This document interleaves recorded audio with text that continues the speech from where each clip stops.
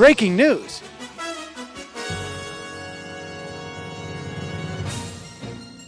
President Obama won last night. So a really stunning night. I was, I guess, a little too conservative in my predictions. Although Florida's not in, but there is real strong reason to believe that Florida is going to go in President Obama's column, winning with 332 electoral votes. What is it? Romney got like 219. Is that what it is, or less? 206. 206. That's a rather large disparity in votes. And now at this point, as far as I can tell, the popular vote is about a 2% spread. However, I will virtually guarantee you folks that within a couple of weeks, it will be at least 3%, as I predicted. California, there's like 1 million votes. I said a 3% spread. No, I didn't say 5. No, 51 and change to 47 and change. Maybe not. Maybe that's a 4. I don't know. You're going to have to check. You screwed up. I said at least 3. Let me put it that way. I can't remember. I told Ari Berman I said at least 3. So that's basically what it's at. But we are not here to boast about my prediction. We are here to gloat and shove it in the faces of conservatives, because that was the most fun that I had last night. Was to watch the incredible meltdown on Fox and the stunning disbelief. I mean, look, Brit Hume last night. Now, most of you know I generally do not care what the right has to say, although there are times when it's fun. But last night, Brit Hume was looking at the numbers and said, we've got 20-some-odd% coming out of the polls, exit polls identify as liberals, and 30%, 35% as conservatives.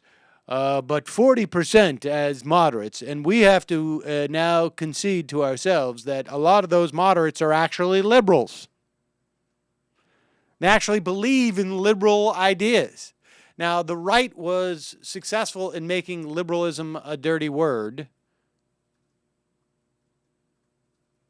And I don't know if their definition of liberalism is where I would like it to be.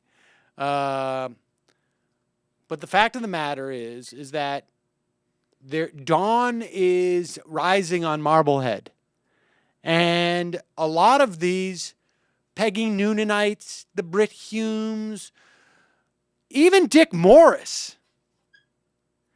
Let me read you what Dick Morris said after he dislodged the toes from his mouth, his foot from his mouth, someone else's toes from his mouth. I think the reason the prediction I made was wrong is that I was criticizing the polling because I said it reflected the same turnout model there was in 2008. I think, folks, I'm fairly convinced at one point on this program I said this was about turnout models, no? About likely voters. And I said I thought it was a one-off affair, that it would not continue, et cetera, et cetera.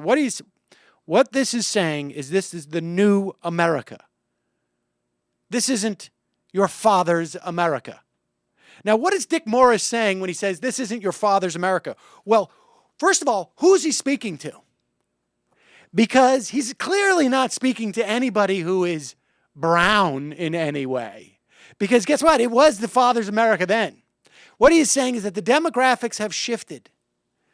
And your father's America, where your father was the king of the house and of basically our economy and any opportunity that existed, et cetera, et cetera.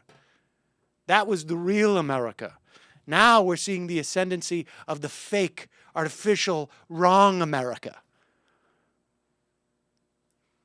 The percentage of single women, minorities, and voters under 30 is so large at this point that unless the Republican Party fundamentally changes its appeal to those voters, it can never win an election. That was what Britt Hume was saying. That's what Peggy Noonan was saying. You're going to hear a lot. That's what Lindsey Graham was saying all during this, please. That's what Lindsey Graham was saying all during the past couple of weeks. The Republican Party has to change. It has to shift. Dick Morris, in the only legitimate thing that I think this has come out of his mouth, aside from those toes in recent memory, is this. If this candidate in this economy against this opponent can't win an election with this electorate, nobody ever can. And what the Republican Party needs to do is stop running in the face of those demographics and start appealing to them and start revising some of its priorities and its positions in order to reach that vote, because that vote is here to stay. So what is Dick Morris saying, but doesn't have the brass ones to say on Fox in an explicit manner? This is just a dog whistle to the people who already know this. What he's saying is that the Republican Party can no longer be the party of we hate brown people. The Republican Party can no longer be the party of you can't get pregnant if you're raped. You shouldn't have complete access to birth control in the way that guys can get access to Viagra. That's basically what he's saying. We can't perceive women as just either, a good choice that we make as to we pick them to be the lady who sits in the kitchen and makes dinner for everybody. That's what he's saying. The problem the Republicans have, and why I've been saying since 2008, well, and maybe even earlier, that they cannot win a national election for president, is because they have created a Frankenstein. And that Frankenstein is their fundamentalist electorate and their racist electorate. Their electoral base is so bathed in racism and religious fundamentalism that now you've got Frankenstein running through the streets, and Dr. Frankenstein can't rope this monster in. It's just not possible. And the reason why they're not going to be able to rope this monster in is because there is too much of an infrastructure that actually benefits more from their lunacy on the right than they would if they were actually to win a national election. And I'm not talking about the wealthy establishment supporters of the Republican Party, because frankly, they also now are patronizing the Democratic Party. I am talking about everybody from Rush Limbaugh to every other semi-local politician, Congress people, maybe in some parts of the South, senators, who simply benefit from the fact that their base are completely insane. And their incentives are misaligned with any incentives that the Republican Party could have to win in a national election. So we're going to continue to see this. It's quite possible.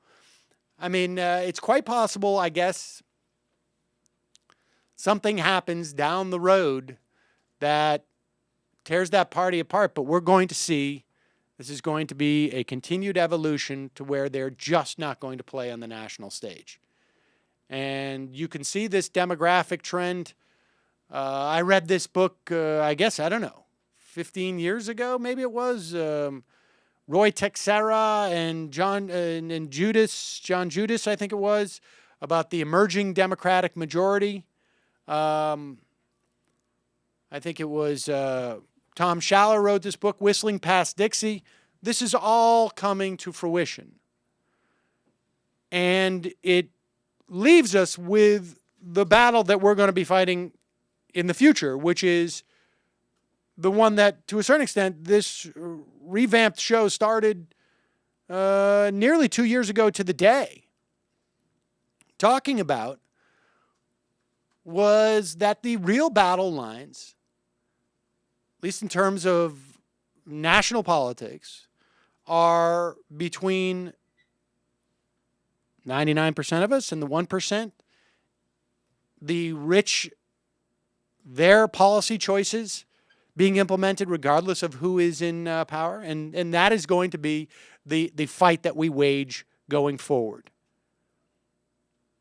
And by all means, to the extent that we can now exploit what the Republicans and the right exploited for the past 20 years, that being their racism and their religious fundamentalism, now it's our turn to exploit their racism and their religious fundamentalism to our electoral benefit. And that's what this election shows.